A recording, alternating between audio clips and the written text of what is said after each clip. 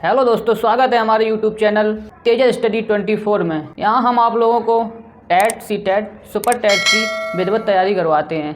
So guys, हम अपना आज का नेक्स्ट चैप्टर शुरू करते हैं। मैंने आप लोगों को पढ़ा दिया बुद्धि के बारे में, बुद्धि की विशेषताएँ, बुद्धि के सिद्धांत, और आज हम आप लोगों को बताएंगे नेक्स्ट टॉपिक बुद्धि लब्धि। इससे रिलेटिव हम आपको क्वेश्चन भी सॉल्व करवाएंगे इससे रिलेटिव, और बुद्धि लब्धि क्या होती है इसके बारे में हम बताएंगे, IQ। तो ध्यान दीजिए, बुद्धि लब्धि IQ, बुद्धि लब्धि बराबर मानसिक आयु बटे वास्तविक आयु। बुद्धि लब्धि का फॉर्मूला सर्वप्रथम स्टर्न ने दिया 1911 ईस्वी में। बुद्धि लब्धि का फॉर्मूला सर्वप्रथम स्टर्न ने दिया 1911 ईस्वी में। क्या दिया? मानसिक आयु बटे वास्तविक आयु। इसमें इन्होंने इंटू 100 नहीं था, मतलब इन्होंने जब फॉर्मूला दिया तो क्या था? मानसिक आयु बटे वास्तविक आयु। इसमें इंटू 100 नहीं है। 1911 के बाद इस फॉर्मूला का संशोधन किया गया। तो 1911 के बाद स्टर्न के सूत्र में संशोधन करके बुद्धि लब्धि का नया सूत्र दिया टर्मन महोदय ने। क्या दिया टर्मन महोदय ने? मानसिक आयु बटे वास्तविक आयु इंटू 100। ये हो गया बुद्धि लब्धि। बुद्धि लब्धि निकालने के लिए हम लोग किस फॉर्मूला का इस्तेमाल करेंगे?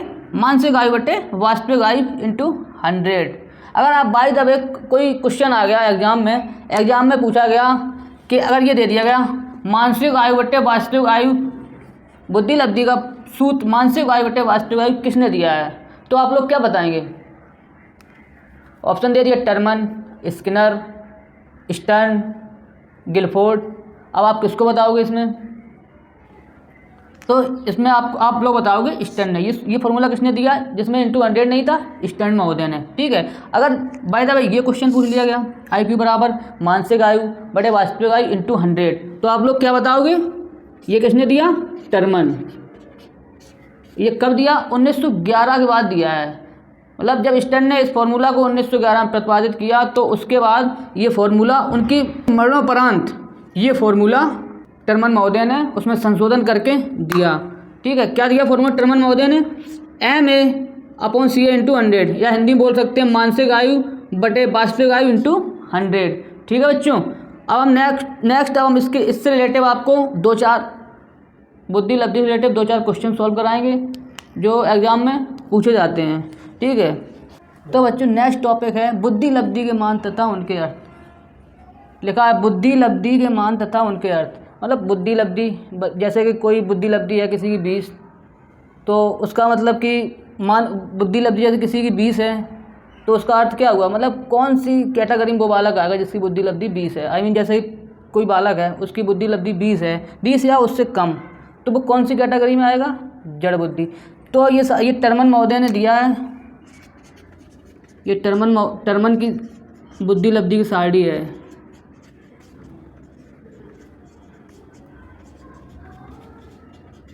उन्होंने बताया है कि किसी का IQ लेवल मतलब इतना है तो वो किस कैटेगरी में वो बालक आएगा। उसकी लब्धि, जैसे कि किसी की बुद्धि लब्धि 140 है या उससे अधिक है तो किस कैटेगरी में है, किसी की 20 है या उससे कम है। तो बच्चों हम अपने टॉपिक की तरफ चलते हैं। देखो ध्यान से, जैसे कोई बालक है उसकी बुद्धि लब्धि 140 या उससे अधिक है तो बालक किस कैटेगरी में आएगा? वो बालक होगा प्रतिभाशाली। जो बच्चा मतलब कि प्रतिभाशाली बालक कौन से होते हैं? जो किसी भी चीज़ को बहुत जल्दी ऑब्जर्व करते हैं, मतलब और बच्चों की अपेक्षा। और बच्चा किसी चीज़ को बहुत देर में ऑब्जर्व करे वो तुरंत ऑब्जर्व कर लेते हैं। उनके मतलब बहुत टैलेंटेड होते हैं वो लोग। ठीक है। वो होते हैं प्रतिभाशाली बालक। जैसे नेक्स्ट है 120-139 के बीच। जिन बच्चों की बुद्धि लब्धि 120 से 139 के बीच होती है तो वो श्रेष्ठ होते हैं, अति श्रेष्ठ। वो प्रतिभाशाली बालक से उनकी मतलब जो सोचने समझने क्षमता थोड़ी सी कम होती है, बस, ज़्यादा नहीं। ठीक है। नेक्स्ट है जैसे 110 से 119 के बीच। जैसे कोई बालक है उसकी बुद्धि लब्धि 110 से 119 के बीच है तो वो बालक कैसा होगा? श्रेष्ठ। वो श्रेष्ठ कैटेगरी में आएगा। ठीक। उसके बाद जैसे किसी बालक की बुद्धि लब्धि 90 से 109 है तो वो सामान्य कैटेगरी में आएगा, मतलब सामान्य बालक। जैसे सभी बालक होते हैं, जैसे सामान्य 90 से 109 के बीच में है बुद्धि लब्धि तो वो सामान्य बालकों कैटेगरी में आएगा। ठीक है। जैसे 80 से 89 के बीच में किसी बालक की बुद्धि लब्धि है तो क्या होगा? तो मंद में आएगा। उसकी बुद्धि कैसी होगी? मंद। मतलब वो किसी भी चीज़ को थोड़ी मतलब बहुत देर में समझेगा। नेक्स्ट है 80 से 79 के बीच में, मतलब सीमांत मंद बुद्धि, मतलब उससे भी नीची, मंद बुद्धि से भी नीचा होगा वो। मतलब मंद बुद्धि वाला तो बालक थोड़ी बहुत देर में किसी चीज़ को समझ लेगा, लेकिन ये तो वो भी नहीं समझ पाएगा। ये कौन सी कैटेगरी में आएगा? सीमांत मंदबुद्धि। जैसे उसकी बुद्धि लब्धि कितनी होनी चाहिए? 70 से 79। ठीक। अब नेक्स्ट है 60 से 69। ये क्या? मूढ़ बुद्धि। ये तो उससे भी बेकार है, मजाक कर रहे जो बेकार है। तो कोई बालक की बुद्धि लब्धि 60 से 69 के बीच में है तो वो कौन सी कैटेगरी में आएगा? मूढ़ बुद्धि। नेक्स्ट हो गया 20 से 59, मतलब हीन बुद्धि। 20 से 59 के बीच अगर बुद्धि लब्धि होगी तो कैसी होगी? हीन बुद्धि। मतलब बहुत ही ज़्यादा IQ लेवल ही इतना कम है तो बुद्धि फिर कैसी होगी? समझ सकते हो आप लोग। हीन बुद्धि मतलब मूढ़ बुद्धि से भी नीचे। इसे तो कुछ समझ में नहीं आया, कुछ समझाओगे अगर बार बार। ठीक है।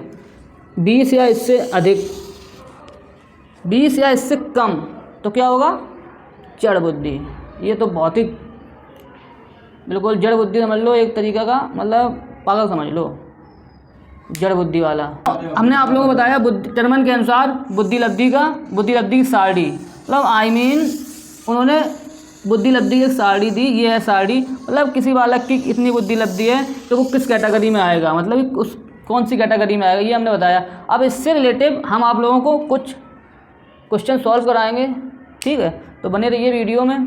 कि एक बच्चे की मानसिक आयु 12 वर्ष एवं वास्तविक आयु 10 वर्ष है तो उसकी बुद्धि लब्धि क्या होगी? और सब कुछ दिया, मानसिक आयु बराबर 12 वर्ष, वास्तविक आयु बराबर 10 वर्ष।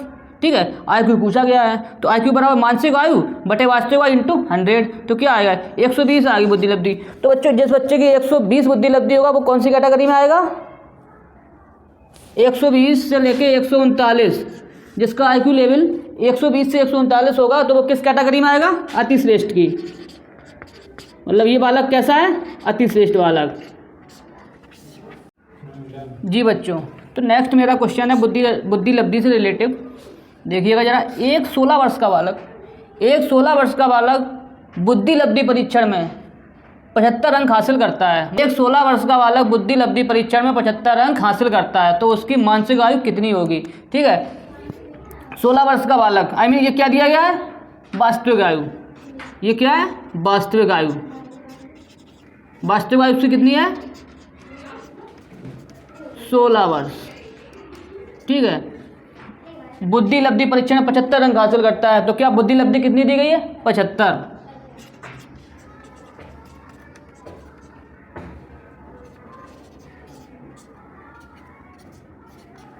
पूछा गया मानसिक आयु, तो फॉर्मूला लगाओ अपना बुद्धि लब्धि।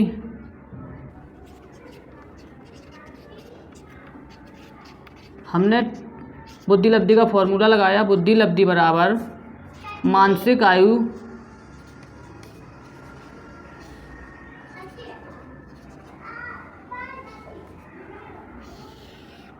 बटे वास्तविक आयु।